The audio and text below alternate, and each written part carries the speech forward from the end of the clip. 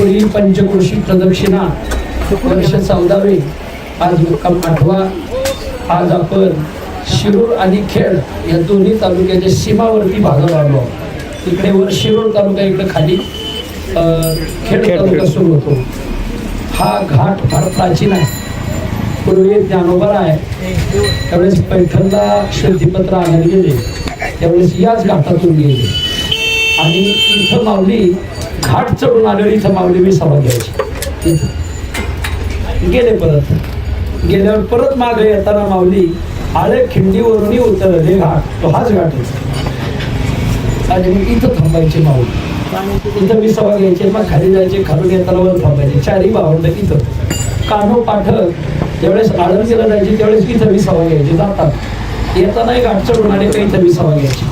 श्री संत निळोबा, श्री संत निंबराज महाराज देवदय ठरकर, श्री संत शांती ब्रह्म एकनाथ महाराज या सर्व संतांचा विसावा आणि सर्व संतांचं बसण्याचं ठिकाण हे चांगदेव महाराज। चांगदेवाचं वर्णन करत असताना आले पुण्यस्तंभा श्रीगोंदे सन्निध केला तीर्थविधी, केला स्नान संध्या तीर्थविधी।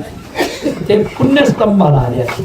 पुण्यस्तंभा म्हणजे पुंतांचे, तिथून मोठी मोठी गावं कोणती तर तिथे त्या काळात मोठी गावं खूप अंतरावर राहायची आणि मग तिथून ते श्रीगोंद्याला आले।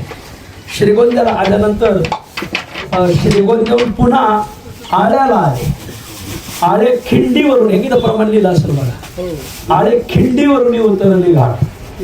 तर खिंडी शब्दाचा अर्थ ही केंद्रावरून आळे खिंडीवरून चाललेले भार, आळे खिंडी वेगळी, हा सांगतो ना, हा सांग नाही, आळे खिंडीवरून आळ्याच्या नंतर खिंड लागते, त्याला धामणीची खिंड म्हणतात।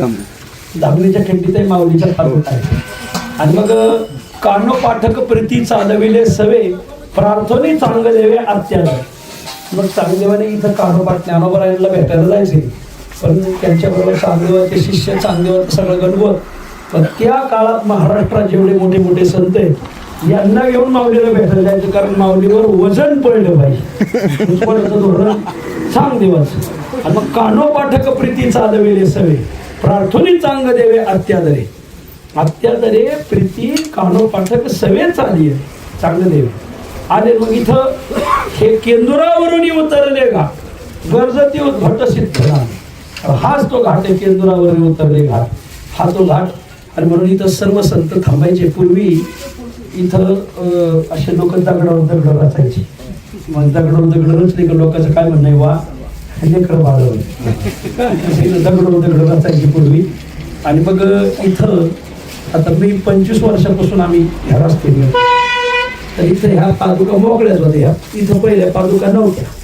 आदरणीय बापूसाहेब डफळ यांच्या वडिलांचं नाव ज्ञानोबा डफळ, हे ह्या भागातील चांगले कारागीर, त्यांचं काम विहिरी बांधणे, दगडाची कामं करायचे, दगडाची कामं करायचे। पैठ गावात त्यांनी बांधलेली विहीर, ती विहीर खाली खचली, खालून पडली सगळी, पण जे बांधकाम केलं ते बांधकाम आज उत्तर सचिवाच्यावर आधांतरी बांधकाम आहे। पाहायचं असेल तर पैठ गावाचा उपा, म्हणजे काय कलाकार असतील बापूसाहेबांची वडील।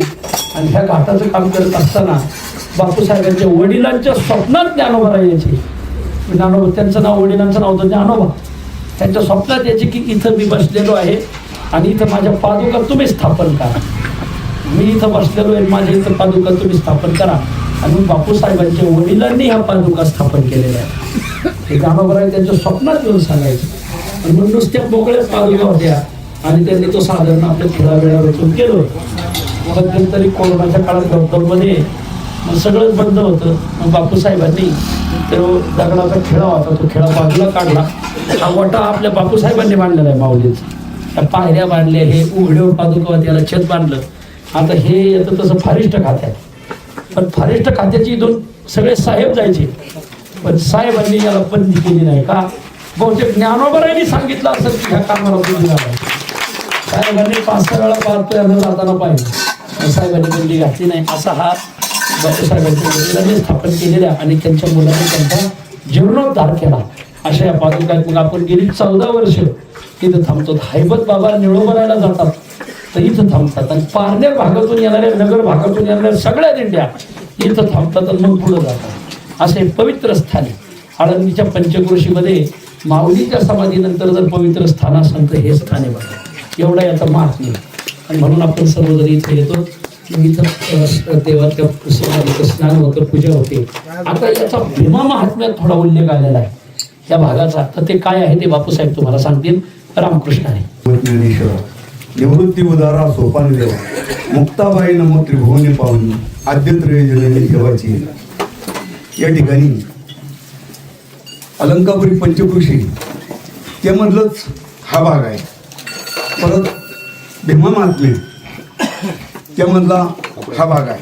भीमा महात्म्यामध्ये काय सांगितलं की इथं बहुळगाव आहे.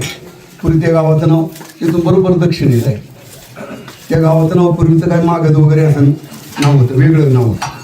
तिथे एक ब्राह्मण राहत होता आणि त्या ब्राह्मणाकडे एक गाय होती, कपिला गाय होती. आणि ती कपिला गाय आता बोलून सोडलं की इथं चरायला यायची. इथं ती गाय एकदा प्रसूत झाली, वासरू होतं आणि गाय इथं चरायला आली. आणि चरायला आल्याच्या नंतर तिथे वाघ होता. वाघाची तिची समोरासमोर नजर झाली आणि मग गाय घाबरली. वाघ म्हणला आता तू घाबरली तरी मी तुला खाणारच आहे. वाघ म्हण नाही तर वाघोबा मी तुला खाणारच आहे. काय मग तिने विनंती केली तुम्हाला खुशाल खा, पण माझं एक म्हणणं आहे. म्हणजे काय म्हणले मी माझ्याकडं लहान वासरू आहे, 3-4 दिवसाचं वासरू आहे. त्या वासराला मी दूध पाजून येते, मी परत इथं येते आणि मग मला खा. तेव्हा वाघ म्हणला तुझ्या विश्वास कसा ठेवायचा? मरणाच्या भीतीने खोटं बोललं तरी पापामध्ये जमा होत नाही. मग तू मरणाच्या भीतीने असं सांगत असेल तर ती गाय म्हणली तसं नाही. मग तो म्हणला तू शपथवार सांग, तर तू इथून पळून गेली तर कोणत्या जेवढी पापं घडतात ती सगळी पापं तुला घडतील असा तुझ्या मुखाने तू विचार कर. तर भीमा महात्म्यामध्ये ते खूप प्रत्येक पापाचं म्हणजे कृतीचं काय पाप आहे ते सगळं त्याचं सविस्तर त्याला नीतिविषय सगळं आलेलं आहे. व नवरा बायकोची ताटातूट केली काय पाप घडतं, चोरून कुणाचं अन्न खाल्लं त्याचं काय पाप घडतं, देवाच्या दिव्यातलं तेल चोरलं त्याचं पाप, असं सगळं. आणि मग तिने सांगितली सगळ्या पापांची तिने बेरीज केली आणि मी जर परत नाही आले तर ही सगळी पापं मला लागतील.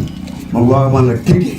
मग ती आपल्या गोठ्याजवळ गेली आणि त्या वासराला पाजलं आणि त्या वासराला परत नीतीचा उपदेश केला की आता तू एकटा आहेस, आता तुला कुणी आई नाही काही नाही, तर आता तू असं कर की 2-3 प्राण्यापासून तू रक्षण कर. ज्याला टोकदार शिंग आहे, ज्याला धारदार नख आहेत आणि ज्याचे सुळे दात आहेत, हे प्राणी कधी भेटला तर याच्यावर विश्वास ठेवायचा ना, याच्यापासून दूर राहायचं बरं का. आणि जेवढ्या आपल्या सहकारी गायी होत्या त्या सगळ्या गायींना आव्हान केलं की माझ्या बाळाचं, मग त्यांनी आता ते नावं बिवं येईल त्या गायींची, त्यात एकेकीला हाका मारून सांगितलं की माझ्या बाळाचं लक्ष ठेवा. आणि वाघापुढं आले आणि वाघापुढं आल्याच्या नंतर वाघ त्याचा असा परिणाम झाला की तो दिव्य देहीदार त्याचा वाघाचा देह गेला. आणि मग त्यांनी सांगितलं की मी पूर्वी एक साधू होतो आणि माझ्याकडून काहीतरी घडलं, ब्रह्मदेवाचा शेवकाच्या जवळचं होतं, माझ्याकडून अपराध घडला आणि ते मला शाप मिळाला की तू जर असे कृत्य करशील तर तू वाघाच्या जन्माला जाशील. आणि वाघाचा जन्म म्हणजे काय, अन्न पुढं पळतं वाघाला तिच्या मागे धावावं लागतं. वाघाला आयतं बसून काही मिळत नाही. म्हणजे अत्यंत वाईट असतं वाघाचं जीवन. आपण म्हणतो वाघ लागून गेला का, वाघाचं जीवन चांगलं नाही. हा.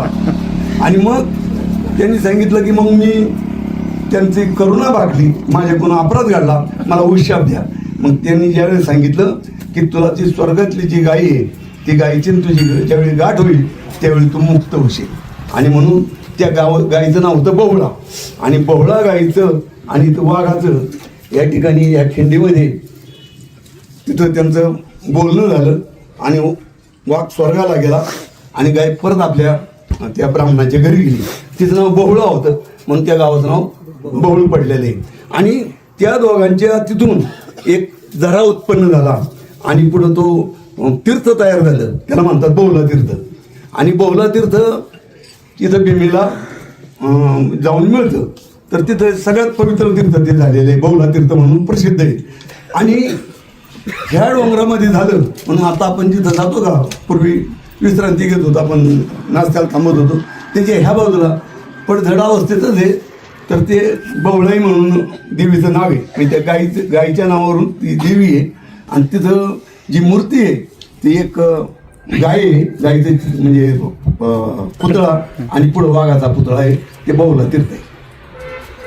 त्याच्यानंतर ह्या जागेवर पौराणिक इतिहास झाला. माऊलींनी सांगितलं सगळे संत मंडळी या ठिकाणी थांबलेली आहे. आणखी स्वातंत्र्याच्या पूर्वीच्या काळामध्ये क्रांतिवीर वासुदेव बळवंत फडके ज्यावेळी त्यांनी स्वातंत्र्य युद्ध पुकारलं, पैसे नव्हते, हत्यारं पाहिजे होती. आणि पुण्यातून लोणीचे एक रामोशी समाजामध्ये दौलत नाईक म्हणून, पूर्वी रामोशीला नाईक म्हणायचे, दौलत नाईक हा त्यांचा सेनापती झाला. आणि त्यांनी ठरवलं, पहिला सर्वे केला कुठं जायचं, तर आमचं जे गाव धामारी आहे, तर धामारीला एक दलिचंद म्हणून एक मारवाडी साकला, धनराज साकला असं त्यांचं नाव होतं. त्या साकला तो ह्या परिसरामधलं, ह्या पंचक्रोशीमधलं सगळे म्हणजे काय त्याला म्हणतात सरकारी कर भरायचा त्याला अधिकार होता. आणि मग तो त्या शेतकऱ्यांकडून बाकी ते सरकारकडे म्हणजे इंग्रज सरकारकडे ते भरणा करायचा आणि त्याचा काही हिस्सा त्याला मिळायचा. म्हणून ह्या परिसरामध्ये सगळ्यात श्रीमंत होतो धामारीचा मारवाडी होता. मग ते आधी वासुदेव फडके त्यांच्याकडे गेले, त्याला सांगितलं की आम्हाला स्वातंत्र्यासाठी हत्यारं पाहिजेत, तुम्ही आम्हाला काही रक्कम उचलून द्या, देश स्वतंत्र झाल्यावर आम्ही तुमची ती चुक्ती करू. पण आता तो कोण इंग्रजांच्या बरोबर होता ना, इंग्रजांचं काम करत होता, तर त्यांनी सांगितलं नाही मिळायची. बरं म्हणलं. आणि मग एक दिवस सगळे ते धामारीला गेले, संध्याकाळचं धामारीतून वेस अजून, आणि तिला 6 इंची दरवाजा होता. त्या दरवाज्यावर कुऱ्हाडीने गाव गाठले. तो दरवाजा आता पाडून टाकला, त्याचं गाव शेण नसल्यामुळं. मी त्या गावचा आहे. हा. आणि जो दरोडा घातला आणि त्या काळामध्ये त्याला 3,000 रुपये मिळाले बरं का. आजच्या काळामध्ये ते 3,000 कोटीपेक्षाही त्याची किंमत जास्त आहे, एवढं मिळालं. आणि मग ते तिथून धामारीहून निघाले, परत किंदूर मार्गे या ठिकाणी काळोबाचं मंदिर आहे, इथं ते सगळे जागोजागी दळून बसले. असा सगळ्या दृष्टीने असा पावन इथला इतिहास आहे. दुसरं मग ते काय, जो प्राणी आहेत ना, सबळ प्राणी आणि दुबळा प्राणी, ज्यावेळी दुबळा प्राणी सबळ प्राण्यावर मात करतो तर ते ठिकाण अत्यंत पवित्र असतं. आमचं काम चालू असताना जय हरिनाना होते. आपण पाल आणि विंचू हे जर बघितलं तर पालीला बघितलं तर विंचू नांगी टाकतो बरं, पालीला बघितलं विंचू नांगी टाकतो. पण आम्ही असं बघितलं का विंचाच्या पुढच्या ते आकडे असतात ना, त्याच्यात त्यांनी पाल धरून चालवलेली होती. दुर्बळ आणि सबळावर मात केली होती. ते ठिकाण अनेक दृष्टी, परत हे त्रिकूट शिखरी, त्रिकूट शिखरी गा दान मिळे आहे ती. असं सगळ्या दृष्टीने या स्थानाचं महात्म्य.